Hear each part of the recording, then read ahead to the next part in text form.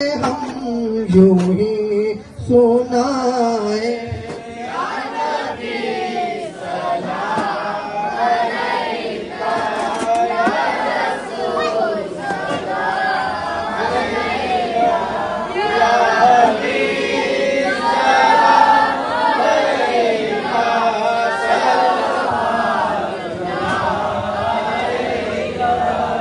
اے شہنشاہ مدینہ الصلاۃ والسلام، اے شہنشاہ مدینہ الصلاۃ والسلام، زینت عرش معلا، زینت عرش معلا الصلاۃ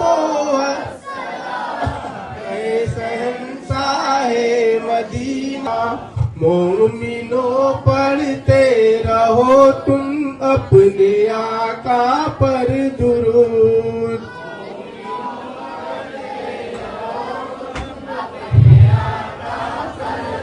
تم اپنے آقا پر درود، اے فرشتوں کا وظیفہ ہے، فرشتوں کا وظیفہ الصلاۃ والسلام، اے شہنشاہ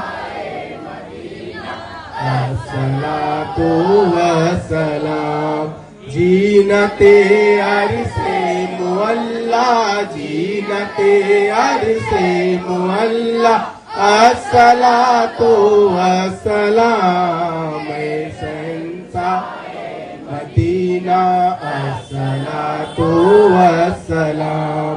جب فرشتے قبر میں جلوہ دکھائیں آپ کا،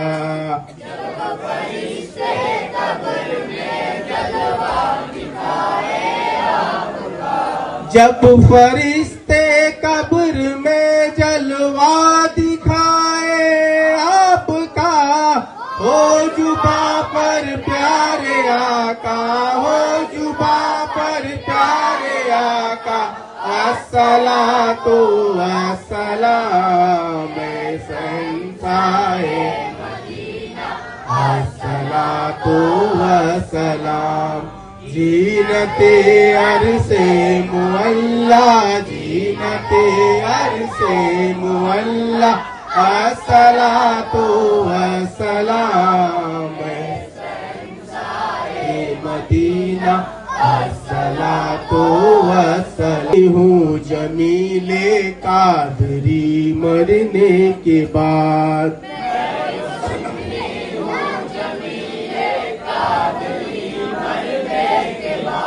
میں وہ سنی ہوں جمیل قادری مرنے کے بعد، میرا لاسا بھی پڑے گا، میرا لاسا بھی پڑے گا الصلاۃ والسلام، اے شہنشاہ مدینہ الصلاۃ والسلام، زینت عرش معلا، زینت عرش معلا الصلاۃ والسلام، اے شہنشاہ مدینہ الصلاۃ والسلام، وسلام علیک یا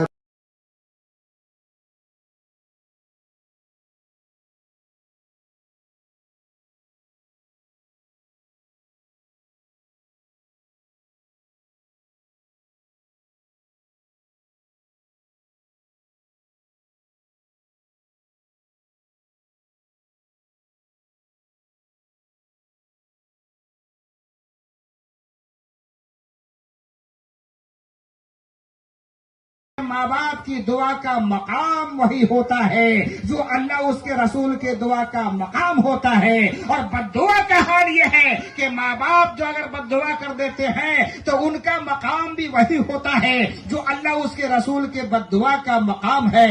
اس لیے اپنے ماں باپ کی دعائیں لیجئے، ماں باپ کے باتوں کا جواب نہ دیا کریے، کیونکہ قرآن نے اعلان کر دیا ہے جو ماں باپ کے باتوں کا جواب دیتا ہے وہ وہ گناہ کا کام کرتا ہے، وہ حرام کام کر رہا ہے.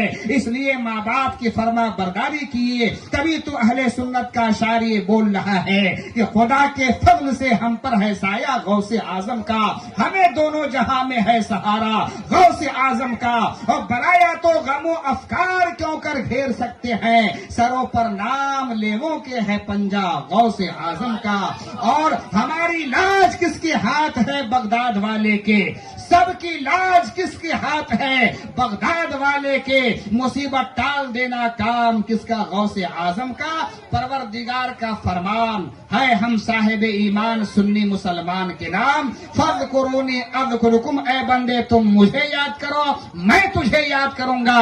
جس بندے کو پروردگار یاد فرما لیتا ہے وہ بندہ کبھی تباہ و برباد نہیں ہوتا بلکہ ہر مقام پہ شاد و آباد رہا کرتا ہے. اور میرے سرکار کا فرمان کہ بے شک جنت ماؤں کے قدموں کے نیچے ہے. لوگوں جنت درکار ہو تو اولیاء کرام کے آستانے سے چمٹ جاؤ اور ماں باپ کی خدمت کیا کرو. انشاءاللہ الرحمن وہ موتی کا پراسرار گنبد نہ آسمان میں ہے نہ زمین میں، ایسے مقام سے نوجوان کو مالا مال کیا جاتا ہے. لہذا اٹھیے سلام پڑھ لیجیے. کا پرچہ بتا دیں. میں مولانا عبدالحلیم مصطفی خطیب و امام بڑی مسجد. آج بہت سب جلسہ ہوا ہے، کس چیز کا جلسہ ہے؟ اور یہ بہت جلسہ جناب محمد اسلام صاحب نے بڑے پیر ولی غوث پاک رضی اللہ تعالیٰ عنہ کی یاد کے موقع پر یہ شاندار میلاد پاک کا اہتمام کیا. اور کیونکہ تمام ولیوں کے سردار بڑے پیر غوث پاک ہیں، اللہ پاک نے غوث پاک کو تمام ولیوں کا سردار بنا کر بھیجا. جس طرح سے ہمارے نبی محمد صلی اللہ علیہ وسلم تمام نبیوں کے سردار ہیں، ویسے ہی بڑے پیر غوث پاک رضی اللہ تعالی عنہ تمام ولیوں کے سردار ہیں. لہذا غوث پاک کی یاد کے موقع پر یہ میلاد پاک کا اہتمام کیا اور شہر کے تمام لوگوں کو اپنے گھر پہ بلایا اور ان کے فیض سے برکت حاصل کرنے کے لیے سب کو موقع دیا. سب لوگ دعا کر رہے ہیں کہ اللہ تعالیٰ تمام مسلمانوں کی بھی حفاظت فرمائے اور غوث پاک کے صدقے میں جناب بھائی اسلام صاحب کی بھی ان کے صاحبزادے محمد فیصل صاحب کی عمر برکت دے، کیونکہ آج ان کے بیٹے کا یہ پیدائش کا دن بھی ہے. یہ جلسہ کے مادھیم سے آپ دیش واسیوں اور جنپد واسیوں کو کیا سندیش دینا چاہیں گے؟ اس جلسے کے مادھیم سے یہ ہے کہ بڑے پیر غوث پاک جو تھے وہ اپنے بارگاہ میں سارے، چاہے وہ اپنے ہوں بیگانے ہوں، ہندو ہوں مسلم ہوں، جو بھی ہو، ہر ایک کو فیض دیا کرتے تھے اور سب کو نوازتے تھے.